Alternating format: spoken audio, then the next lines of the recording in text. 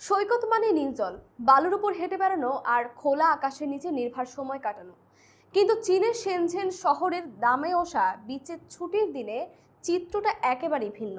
মাত্র 1.8 কিলোমিটার দীর্ঘ এই সৈকত কখনো কখনো এতটাই মানুষে ভরে যায় যে বালুর উপর দাঁড়ানোর জায়গা খুঁজে পাওয়াই কঠিন হয়ে পড়ে। চীনের অন্যতম জনপ্রিয় এই সমুদ্র সৈকত গ্রীষ্মের ছুটিতে রীতিমতো জনসমুদ্রে পরিণত হয়। একসময় এখানে একসঙ্গে প্রায় 2 লাখ মানুষ একসঙ্গে জড়ো হওয়ার ঘটনাও ঘটেছে। তখন সৈকতে হাঁটা চলা তো দূরের কথা, স্বাভাবিকভাবে সাঁতার কাটা কিংবা সূর্য স্নান করাও কঠিন হয়ে পড়ে। দামেশ্বর জনপ্রিয়তার অন্যতম কারণ এর সহজে যাতায়াত ব্যবস্থা।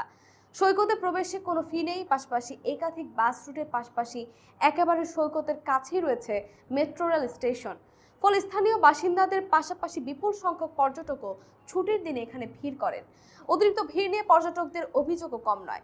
ভ্রমণ বিষয়ক বিভিন্ন অনলাইন প্ল্যাটফর্মে অনেকেই জানিয়েছেন ভিড় এত বেশি থাকে যে তারা পানির কাছাকাছি পর্যন্ত পৌঁছাতে পারেননি। কেউ কেউ সৈকতে গিয়ে কাঙ্ক্ষিত আনন্দের বদলে ভোগান্তির অভিজ্ঞতার কথাও জানিয়েছেন। পরিস্থিতি সামাল দিতে সেনসেন কর্তৃপক্ষকে শেষ পর্যন্ত দর্শনার্থীর সংখ্যা নিয়ন্ত্রণে আনতে হয়েছে।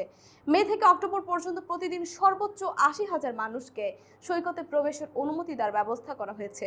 ভিড় নিয়ন্ত্রণের অংশ হিসেবে দর্শনার্থীদের আগেই সংরক্ষণ করতে হয় প্রবেশের সুযোগ। তবে এসব বিধিনিষেধও দামেশ্বর জনপ্রিয়তায় খুব একটা প্রভাব ফেলেনি, বরং গ্রীষ্ম এলেই সৈকতের বিপুল ভিড়ের ছবি ও ভিডিও সামাজিক যোগাযোগ মাধ্যমে ছড়িয়ে পড়ে।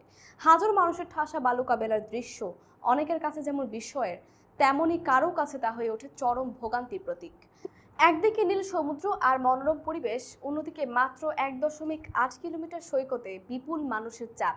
এই বৈপরীত্যই দামেশা বিচকে অন্য অনেক সমুদ্র সৈকত থেকে আলাদা করেছে।